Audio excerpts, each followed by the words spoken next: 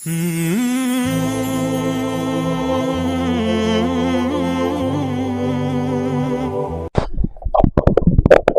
علیکم بسم اللہ الرحمن الرحیم الصلاة والسلام علی رسولہ الکریم وعلی آلہ وصحبہ اجمعین اما بعد۔ مولانا الیاس صاحب رحمۃ اللہ علیہ نے فرمایا کہ میں نے اللہ سے 3 دعائیں مانگی جو قبول ہوگی۔ ایک یہ کہ اس کام کی انتہا ہدایت پر ہوگی، اللہ اسی کو ہدایت عامہ تامہ کے لیے ذریعہ بنائے، کسی اور چیز میں لگے بغیر، کسی اور چیز کے اضافے کے بغیر۔ 1993-94 میں کچھ اختلاف ہوئے بڑوں میں، اور یہ شروع سے چلی آ رہی ہے بات، کوئی نئی نہیں۔ صحابہ کا جو اختلاف ہے اس کی ایک حکمت یہ ہے کہ ہمیں اختلاف کرنے کا بھی طریقہ ہے کہ اختلاف کرنا کیسے ہے۔ جو بہت سی حکم میں سے ایک حکمت یہ ہے کہ جو صحابہ میں اختلاف ہوا اور جنگ تک نوبت پہنچی، چونکہ آئندہ امت نے آپس میں اختلاف کرنا تھا، جو فساد تک بھی پہنچنا تھا، اور ان میں اختلاف نہ ہو یہ دعا قبول بھی نہیں ہوئی تھی۔ تو جب میرا کسی سے اختلاف ہوتے ہوتے لڑائی تک بھی چلا جائے تو اس میں مجھے کیا کرنا چاہیے؟ مثلا جب جمل کی جنگ میں حضرت علی کو فتح ہوا تو مفتوح پر غصہ بھی ہوتا ہے اور طاقت بھی حاصل ہو چکی ہوتی ہے، تو فاتح بے دریغ خون بہاتا ہے۔ تو آپ نے فرمایا کہ نہ کسی بھاگنے والے کو قتل کیا جائے، نہ اس کا پیچھا کیا جائے، اور نہ مال جو چھوڑ گئے ہیں اسے لوٹا جائے، نہ اسے مال غنیمت بنایا جائے۔ یہ کتنا بڑا درس ہے، کتنا بڑا سبق ہے یہ۔ جب 132 ہجری میں بنو عباس غالب آئے تو اختلاف میں کیا ہونا چاہیے اس کا بھی عمل موجود ہونا ضروری تھا، تاکہ تجاوز کرنے والوں پر حجت قائم کی جا سکے۔ تو یہ جو جنگیں ہیں صحابہ کی آپس میں، یہ ایک درس عظیم ہے 2 قوتوں کے آپس میں۔ ان طائفتان من المؤمنین اقتتلوا، خود اس میں اشارہ ہے کہ یہ ہوتا رہے گا۔ تو علی بن عبداللہ جو تھا ابو جعفر کا چچا، اس نے جب دمشق فتح کیا تو بنو امیہ کی جو موجودہ نسل تھی اس کا جرم تو نہیں تھا بنو ہاشم کو قتل کرنا، وہ تو ذوف کے زمانے میں پکڑے گئے، انہوں نے معافی مانگی تو اس نے ان کو معاف کر دیا۔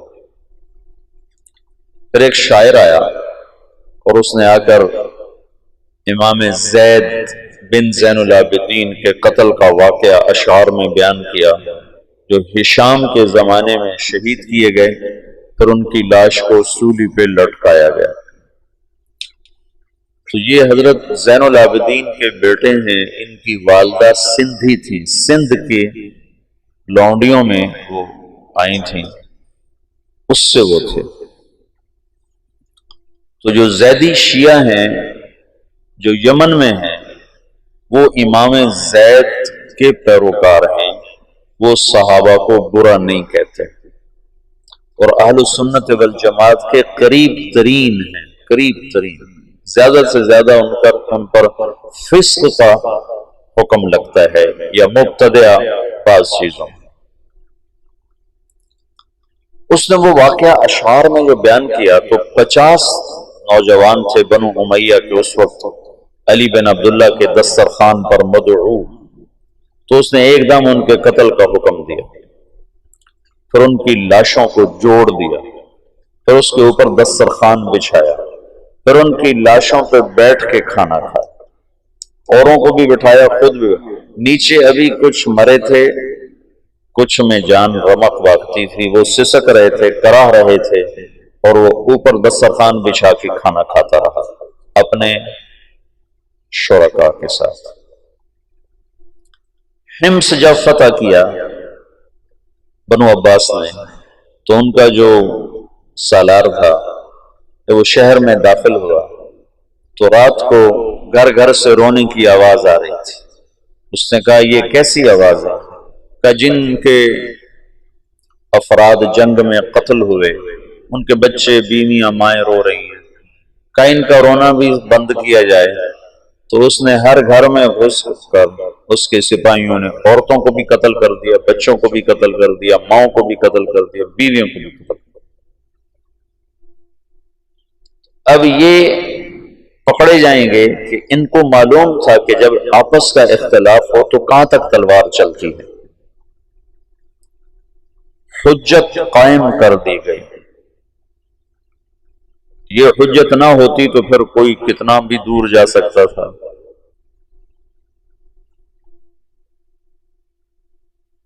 تو جب اختلاف ہوا 1993 میں، تو مجھے ڈر لگا، وہ اتنا شدت اختیار کر گیا کہ مجھے ڈر لگا کہ شاید مولانا الیاس صاحب کی دعا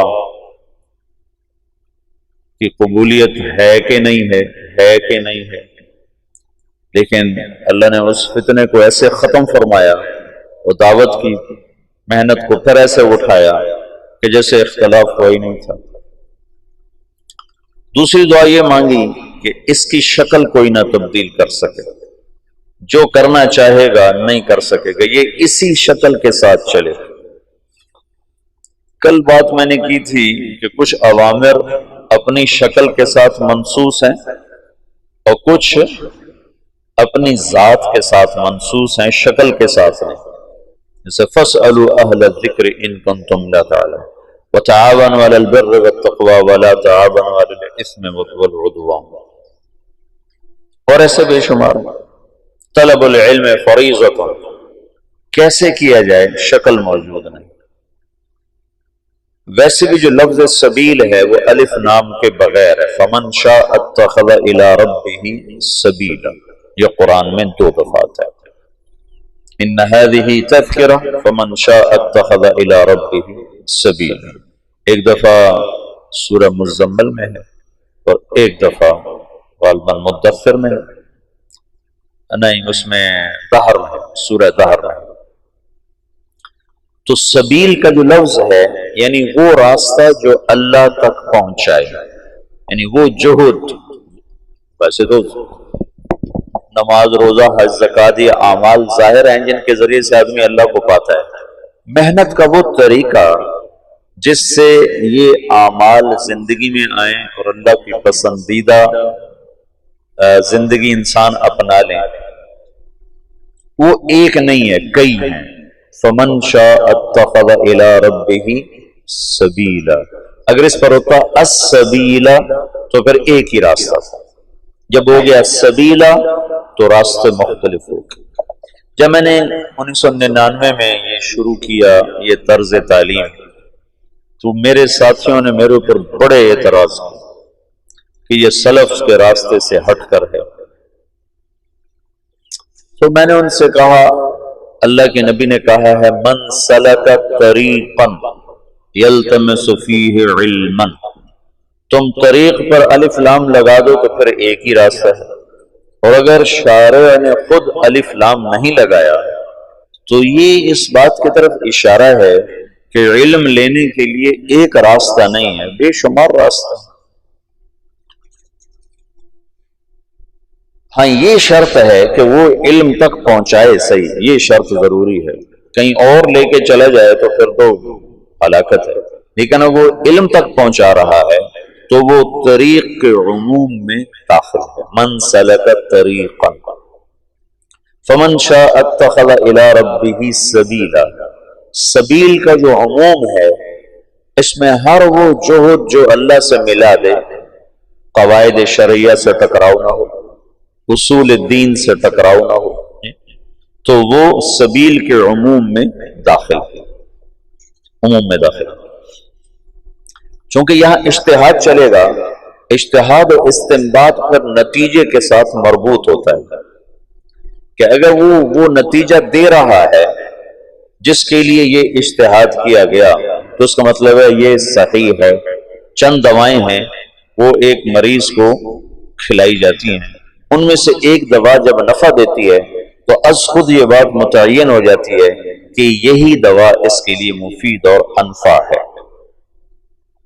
سبیل کا جو عموم ہے اس نے سارے طرق جو اللہ کی طرف پہنچاتے ہیں لَنَهْدِيَنَّهُمْ سُبُلَنَا ان کا اثبات کر دیا کہ یہ سب راستہ۔ ان تمام سبل میں اللہ نے اپنے نبی سے کہا کہ ان سے کہو ایک سبیل میرا ہے، سبیل نکرہ ہے لیکن اس میں ایک سبیل میرا ہے، وہ تیرا ہونے کی وجہ سے اوروں سے خود بخود ممتاز ہو گیا۔ قُلْ هَذِهِ سَبِيلِي، هَذِهِ انگلی رکھو، انگلی رکھو، دل کا نہ کرو، هَذِهِ کے ساتھ اس میں اشارہ قریب کا ہے نا، هَذِهِ انگلی رکھنے سے متعین ہو گیا کہ یہ سبیلی کیا ہے، ادعو الی اللہ، میں اللہ کی طرف بلاتا ہوں۔ ہذہ کلمہ تانیث ہے، اشارہ ہے کہ تبلیغ کا کام الفت و محبت کا ہے، سختی کا نہیں، مناظرے کا نہیں، تحکم کا نہیں، تجبر کا نہیں۔ جیسے تانیث کو، انسا کو، عورت کو محبت سے لیا جائے تو وہ سب کچھ فدا کر دیتی ہے، اور تم فتوے سنا کے بیویوں کو لینا چاہو گے تو اپنا گھر توڑ بیٹھو گے۔ اگر ہم خامند بن کے دکھاؤ گے کہ ہم خامند ہیں، شریعت یوں کہتی ہے، سجدہ ہوتا تو صرف مجھے ہوتا، تو پھر تم اپنی بیویوں کو باغی بنا دو گے۔ اور اگر محبت کے راستے سے لوگے تو سب کچھ قربان۔ تو ذکر و انثیٰ اس میں برابر ہے، لیکن مرد پھر بھی کچھ سختی برداشت کر جاتے ہیں۔ عورت کا مزاج بہت نازک ہوتا ہے، وہ ذرا بھی سختی برداشت نہیں کر سکتی۔ تو ہذہ میں اشارہ ہے کہ یہ کام الفت و محبت سے چلتا ہے، یہ ڈنڈے سے نہیں چلتا ہے۔ پھر ہذہ سبیلی میں ایک خبر کے ساتھ اظہار فخر بھی ہے کہ اگر تمہیں اپنے راستوں پر فخر ہے تو ہذہ سبیلی، میرا بھی یہ راستہ ہے، یہ میرا راستہ ہے، یہ میرا راستہ ہے۔ سمجھ لو، اس میں لہجے میں اٹھانا، جیسے بڑی گاڑی والا کہتا ہے یہ میری گاڑی ہے۔ میں ایک مثال دیا کرتا ہوں، یہ میری گاڑی ہے۔ تمہارے کئیوں کے پاس سائیکل ہیں، تم کہتے ہو یہ میرا سائیکل ہے، کہتے ہو؟ تم تو ویسے ہی تواضع میں مر جاتا ہے کہ جی سائیکل ہے، چہرے پر بھی تواضع آ جاتی ہے۔ ہذہ سبیلی، اس میں ایک اظہار فخر ہے کہ کہو میرے نبی یہ ہے میرا راستہ، ادعو الی اللہ۔ تو سبل سبیلا میں ایک سبیل اللہ کے نبی کا ہو گیا تو اپنے آپ ممتاز ہو گیا، اپنے آپ اونچا ہو گیا۔ علی بصیرت، اس راستے کی سواری کیا ہے؟ بصیرت، پیسہ نہیں، ڈگری نہیں، سند نہیں، بصیرت، شکل و صورت نہیں، بصیرت۔ بصیرت صفات کے مجموعے کا نام ہے، اس کا کوئی ایک مطلب نہیں کہا جا سکتا۔ بیگ اٹھا لو، کوئی بیگ ہے، کہتے بھائی بیگ اٹھا لو، تو خالی بیگ مراد ہے یا اس میں چیزیں بھی ہیں؟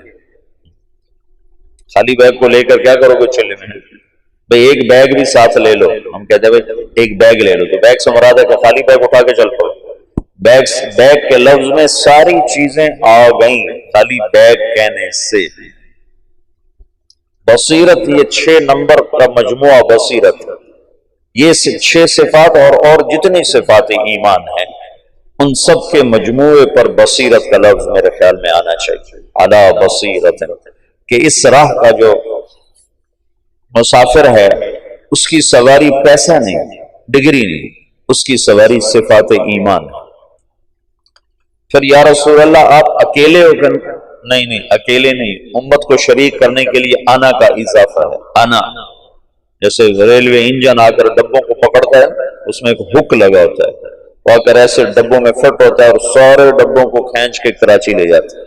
تو یہ انا وہ حق ہے جو ایسے آ کے پوری امت کے ڈبوں میں پھنسا ہے، وَمَنِ اتَّبَعَنِي، جو میرے اتباع ہیں، اور جو یہ کہتے ہیں ہم اتباع محمد صلی اللہ علیہ وسلم ہیں، ان کا کام بھی دعوت اللہ ہے۔ وَمَنِ اتَّبَعَنِي، اکیلا نہیں ہوں، میرے ساتھ میری امت شریک۔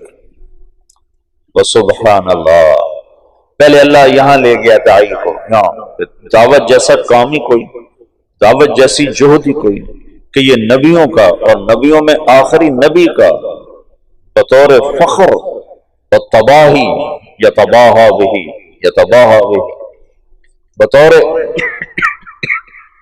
تشکر اور تفاخر ہے کہ اللہ نے مجھے یہ عزت والا کام دیا ہے، تو کہیں میں بھی اپنے آپ میں عجب میں مبتلا نہ ہو جاؤں، تو وَسُبْحَانَ اللَّهِ، وَسُبْحَانَ اللَّهِ۔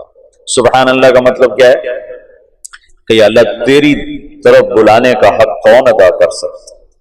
تو سبوح قدوس، میں عبد ضعیف، میں تیری تقدیس و تحمید و تحلیل و تکبیر اور تیری طرف بلانے کا حق میں کہاں ادا کر سکتا ہوں؟ وَسُبْحَانَ اللَّهِ، اللہ کی تنزیہ اور اپنا اعتراف تقصیر کہ اللہ میں مقصر ہوں، میں معترف ہوں۔ ابوء لک بنعمتک علی وابوء بذنبی، وسبحان اللہ، کہ میں بڑا نہیں ہوں، کام بہت بڑا ہے اور میں اس کا حق ادا نہیں کر سکتا، اور اس جہد کی ادائیگی میں کس مقام پر کھڑا ہوں؟ وما انا من المشرکین، میں 33 نمبر پر کھڑا ہوں، 33 نمبر۔ آپ میں پاس والا کتنے نمبر کو ہوتا ہے؟ کم رقم 40۔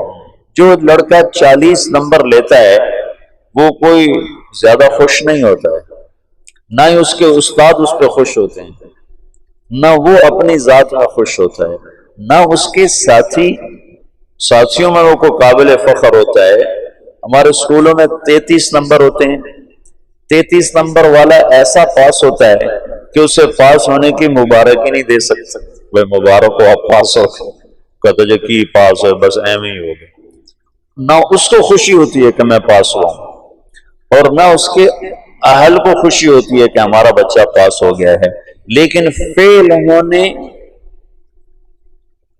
کا عیب اسے نہیں دیا جا سکتا، فیل ہونے کا تانا اسے نہیں دیا جا سکتا، فیل ہونے کا عیب اس پر نہیں لگایا جا سکتا۔ تو وما انا من المشرکین میں کیا ہے کہ میرے پاس آخری درجہ ہے کہ میں شرک نہیں کرتا، میں شرک سے پاک ہوں، باقی میں مقصر ہی مقصر ہوں۔ یہ آخری دو جملے بہت خوبصورت انداز میں یوں برابر کر دیتے ہیں۔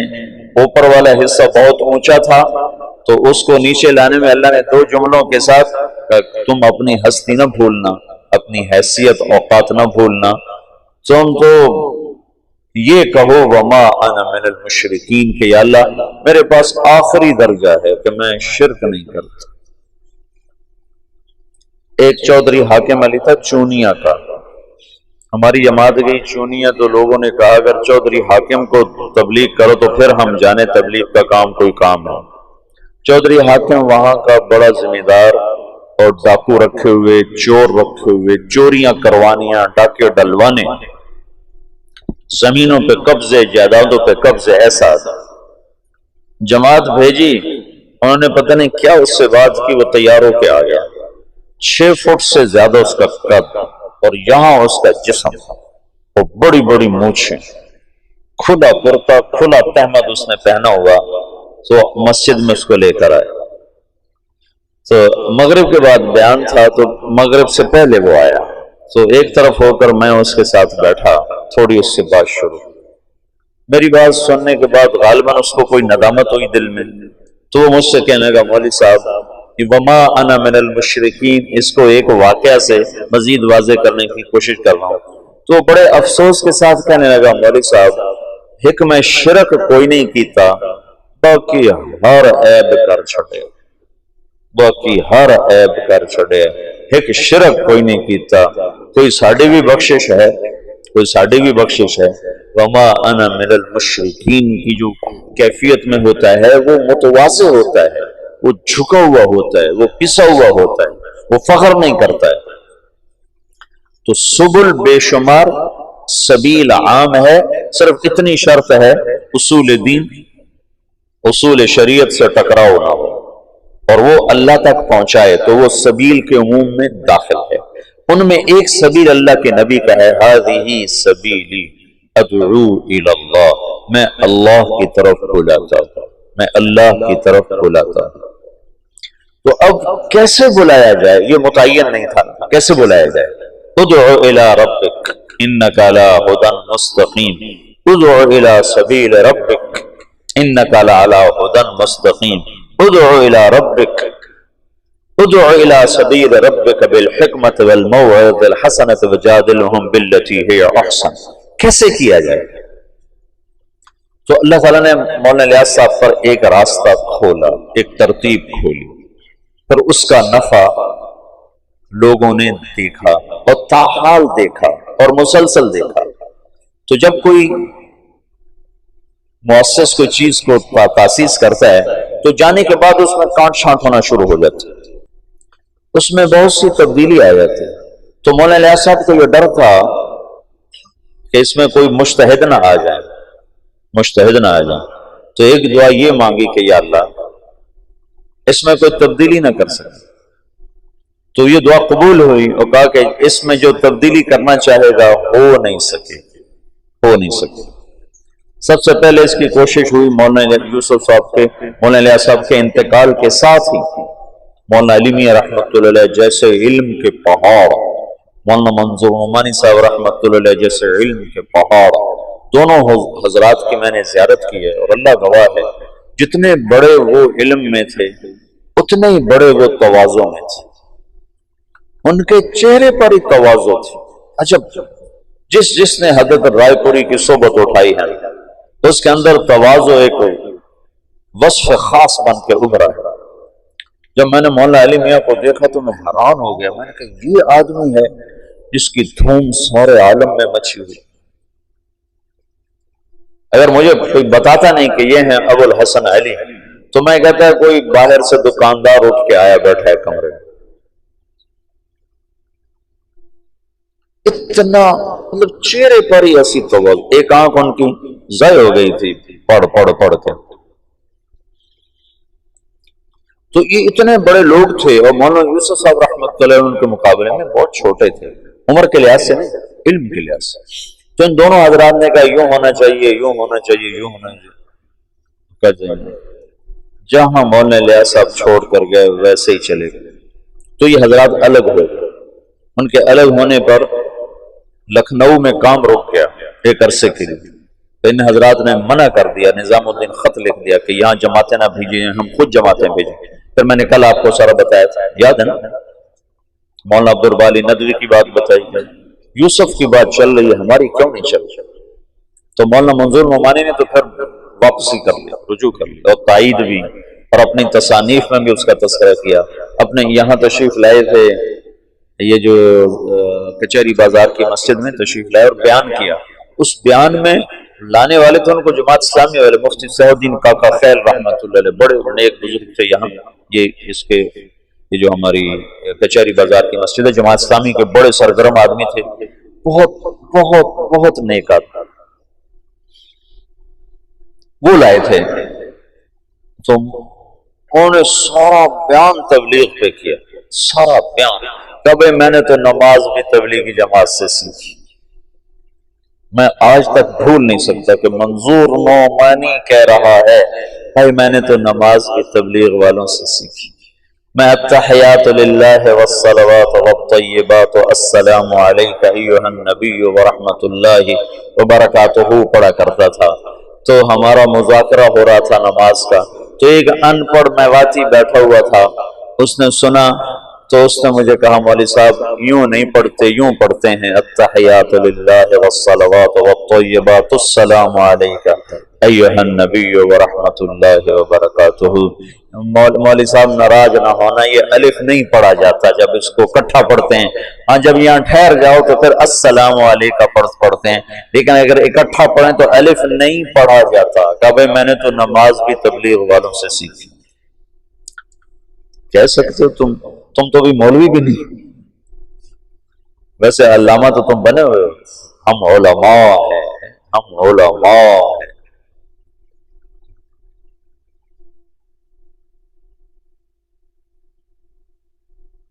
کہ بھائی میں نے تو نماز بھی تبلیغی جماعت میں سیکھی، انہوں نے مجھے اتحیات پڑھنے سکھائی، ان کا رجوع ہو گیا تھا۔ لیکن مولا علی میں رحمت اللہ علیہ بعد میں زبانی تو تعریف توصیف کے کلمات فرماتے تھے، لیکن کسی کتاب میں انہوں نے کوئی اشارہ نہیں کیا، اور وہ جب انہوں نے بیرون ملک میں تبلیغ کے اثرات دیکھے تو پھر جا کر ان کا دل نرم ہوا۔ اچھا وہ تو خارجی حیثیت تھی۔ 1996 97 98 میں تبلیغ کے روح رواں لوگوں نے تبلیغ کے نظام کو بدلنے کی کوشش کی۔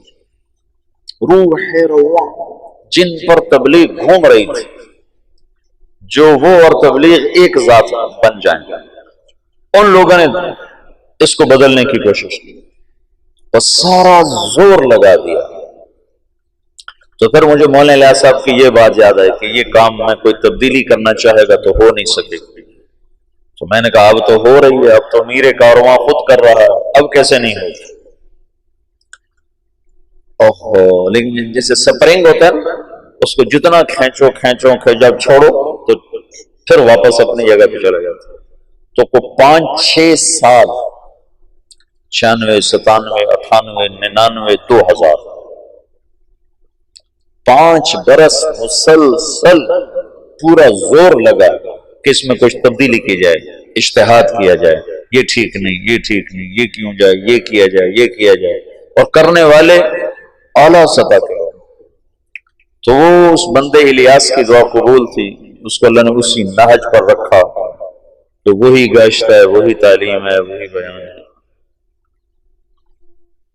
اور تیسرا یہ فرمایا، وجہ اس کی یہ ہے کہ جب تک اللہ تعالی کی طرف سے نفع کی شکلیں قائم ہوتی رہتی ہیں تو انہی کو بڑھایا جاتا ہے۔ نظام الدین سہالوی صاحب کا انتقال ہوا تھا 1747 میں، 1747۔ ہم نے بہت کچھ بدلا، لیکن ابھی بھی زیادہ انہی کی صرف ابتدائی عربی کا نصاب بدلا ہے، قدوری نظام الدین سہالوی کی تجویز کردہ ہے، اور ہدایہ نظام الدین سہالوی کی تجویز کردہ ہے، اور اوپر والی اصول فقہ، اصول حدیث کی کتابیں ساری ان کی تجویز کردہ ہیں، اور یہ احادیث کی کتابیں ساری انہی کی تجویز کردہ ہیں۔ 1747 1847 1947 2010 تو 250 برس گزر چکے ہیں۔ اس شخص کی تجویز کو اللہ نے پسند کیا اور اسی پر بنیاد بنتی جا رہی ہے۔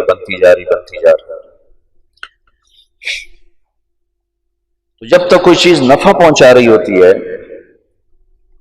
تو اللہ تعالیٰ اس کو باقی رکھتا ہے، کیونکہ دین کو اللہ نے باقی رکھنا ہے، اور جب اس کے نفع گھٹنا شروع ہوتے ہیں تو از خود اس میں تبدیلی آنی شروع ہو جاتی ہے۔ تو مولانا الیاس صاحب نے اللہ سے یہ مانگا، اللہ نے ان کو دیا۔ تیسری بات یہ تھی جو مخالفت کرے گا ہلاک ہو جائے گا، جان بوجھ کر جو مخالفت کرے گا اللہ اس کے ٹکڑے ٹکڑے کر دے، یہ کہا اس کے ٹکڑے ٹکڑے کر دے۔ ایک دلیل کی وجہ سے مخالفت کر دے، وہ تو کوئی کتنی بڑی فتویٰ دے دے پھر بھی اس کو ہم معذور سمجھیں گے کہ دلیل سے بات کر رہا ہے، لیکن جاننے کے بعد کوئی مخالفت کرے گا تو اللہ اسے ہلاک کر دے گا۔ تو یہ کتنا بے جان سا گشت نظر آتا ہے تمہارا۔ ایسے ہی ہر مسجد کا حال ہے، تبلیغ والے 50، گشت کرنے والے 5، اور تبلیغ کا متعارف 2000 اور بیٹھنے والے بیان میں 20۔ یہ آپ سارے فیصل آباد میں جاؤ، آپ کو ہر مسجد میں گشت نظر آئیں گے، تھکے ہوئے، مرے ہوئے، بولنے والے بول رہے ہوتے ہیں کہ جلدی سے کہیں کل بولو کون کون تیار، چونکہ آگے بیٹھنے والے جو سارے مراقبے میں بیٹھے ہوتے ہیں تو بیچارہ بولنے والا کیا بولے، سارے جو سر جھکا کے بیٹھے ہوتے ہیں تو بولنے والے کی ویسے ہی ہمت ختم ہو جاتی ہے۔ تو دیکھنے میں یوں نظر آتا ہے کہ یہ کیا مرے مرے گشت ہیں، اس سے تو کچھ بھی نہیں ہونا چاہیے، لیکن جب اجتماع ہوتا ہے تو لوگ کہاں سے آ جاتے ہیں؟ جب ہم دنیا میں پھرتے ہیں تو وہاں اس کے اثرات کیسے نظر آ جاتے ہیں؟ ساری دنیا میں یہاں یہ پیچھے عصر کے بعد چل رہا تھا، 3 نوجوان آئے، میں نے کہا کہاں سے آئے ہو؟ کہا جی ہم اسپین سے آئے ہیں۔ میں یہ سمجھا یہ اسپین سے آئے ہیں، اسپین ہسپانیہ اٹلی کی، یہ فرانس کے ساتھ۔ تو مجھے یہ میں نے کہا پاکستان میں کہاں کا ہوگا؟ جو گجرات ہے۔ تو میں یہ سمجھا کہ یہ ان پڑھ لوگ ہیں، مزدور، تو اسپین کو اسپینے کہہ رہے ہیں، پنجاب میں اسپینے چو آئے ہیں، اسپینے چو۔ جس میں میں ناروے گیا تو ایک ہماری وہاں رشتے میرے ماموں کی بیٹی رہتی ہے، تو کہنے لگی ویکھیا ساڈا ناروا، میں کہا ویکھ لیا ناروا ویکھیا ساڈا ناروا، میں کہا ویکھ لیا تیرا ناروا۔ میں یہ ان پڑھ ہیں تو یہ اسپین کو اسپینے کہہ رہے ہیں، لیکن پھر مجھے خیال ہے، میں نے کہا بھائی کہاں سے آئے ہو؟ کہا جی اسپینے سے آئے ہیں۔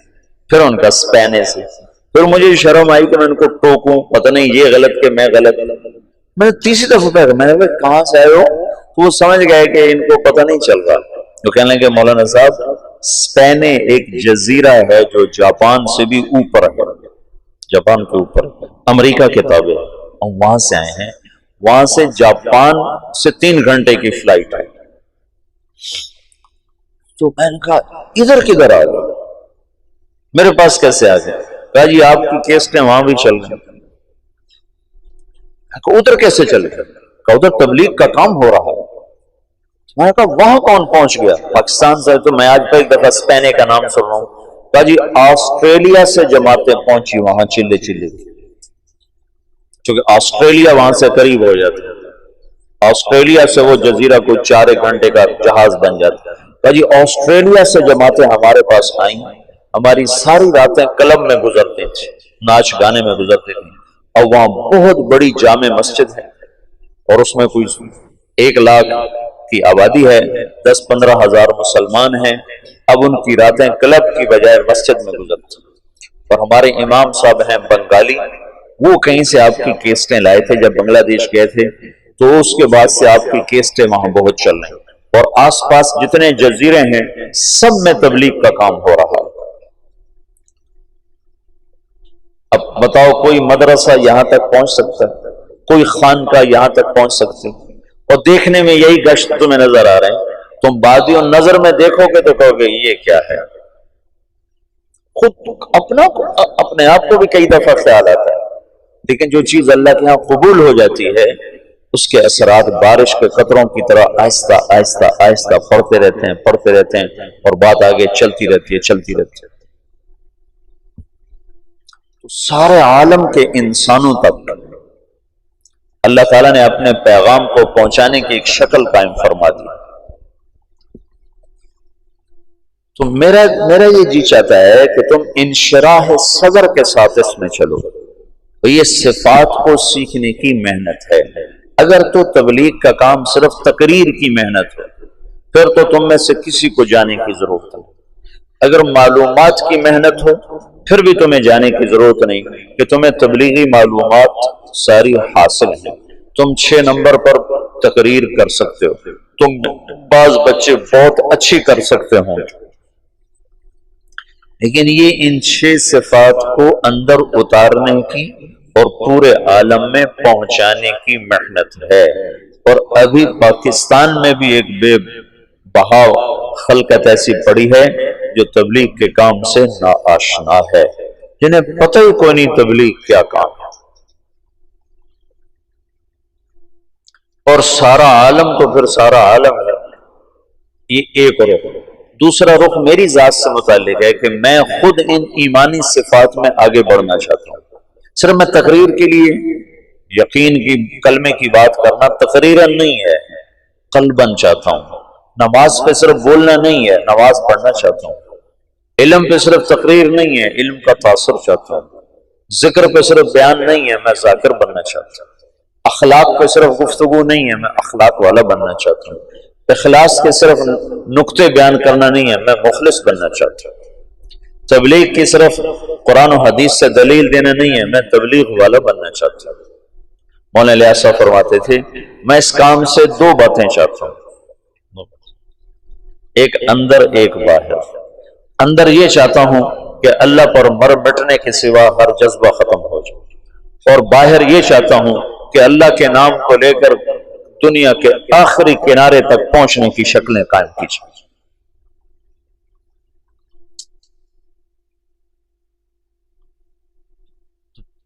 تو کلمے کا جو یقین ہے یہ تو ہم مدرسے میں نہیں پڑھاتے، ہم تو کلمے کی لغوی چیز آپ کو بتاتے۔ تمہارے استاد شیخ رمزی فرما رہے تھے کہ ان کے استاد صاحب نے لفظ اللہ پہ 1 مہینہ تقریر کی دارالعلوم میں، 1 مہینہ۔ یہ مشتق ہے کہ جامد ہے کہ پتہ نہیں الف لام کون سا ہے، اور یہ ولیحہ سے ہے علیحہ سے ہے، تو مدرسے میں تو یہ بتایا جائے گا، لیکن اللہ دل میں حرارت پیدا کرے یہ مدرسہ نہیں بتا سکتا۔ نہ یہ مدرسے کی زبان ہے کہ وہ تمہیں ایسے اللہ بتائے کہ دل دماغ تمہارا ہل کے رہ جائے اور پر ہو جائے اس کی محبت سے۔ تبلیغ اللہ کی محبت تک پہنچنے کے لیے پہلے نمبر کی دعوت سکھاتی ہے۔ پہلا نمبر بولو،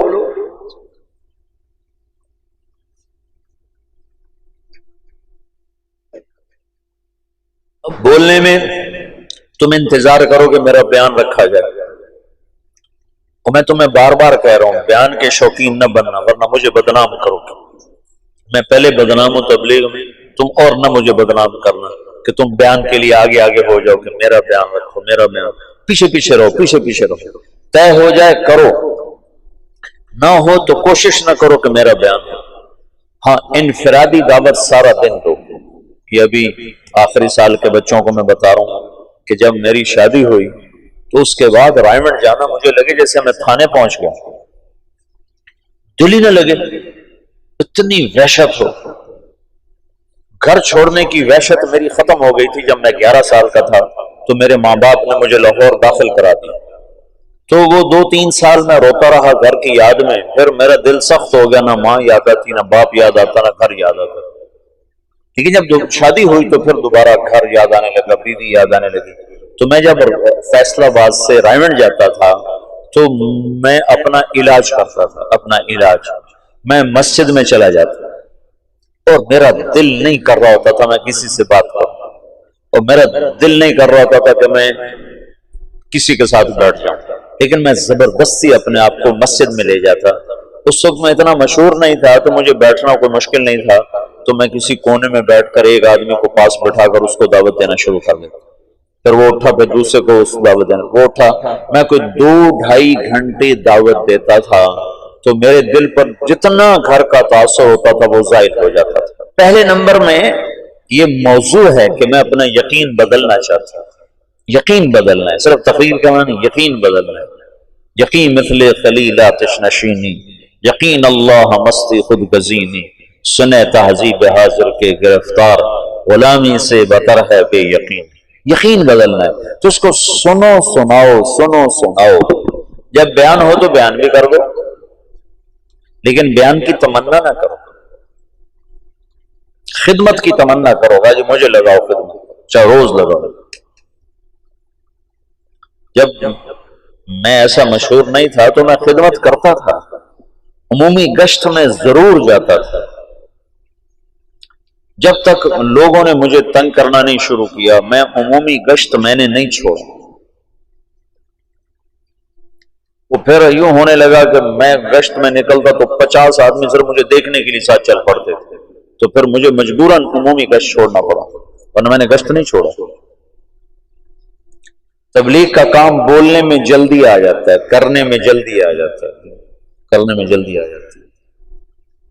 تو لوگ سمجھتے ہیں ہمیں تبلیغ آ گئی ہے، مرتے دم تک جاہل بنا کے چلو، اور محنت کرو، کوشش کرو، یہ میرے ساتھ چلے میں تھے مدرسے کے بچے، ایک احترام تھا، اور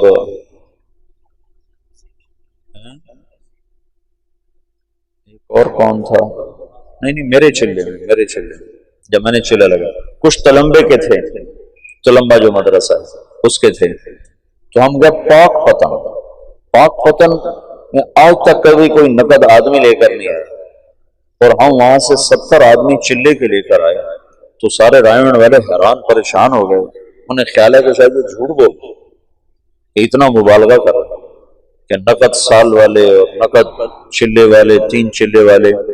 تو یہ سارے نوجوان، وہ 2 لڑکے تلمبا کے تھے، ایک یہ احترام تھا یہاں کا، یہ رات 2 بجے تک گشتیں کرتے رہتے تھے، اور کبھی ایسا بھی ہوا کہ عشاء کے بعد گئے اور فجر کی نماز پہ واپس آئے۔ بیانوں سے نہیں، لوگ 70 تیار ہوئے چلنے کے لیے، یہ گشتوں سے تیار ہو۔ تو بڑی خوشی ہوئی کہ ایسی جان مارنے والے موجود ہیں جن کی محنت سے، تمہاری محنت سے ایک آدمی بھی ہدایت پہ آ جاتا ہے تو ہمارے لیے کافی۔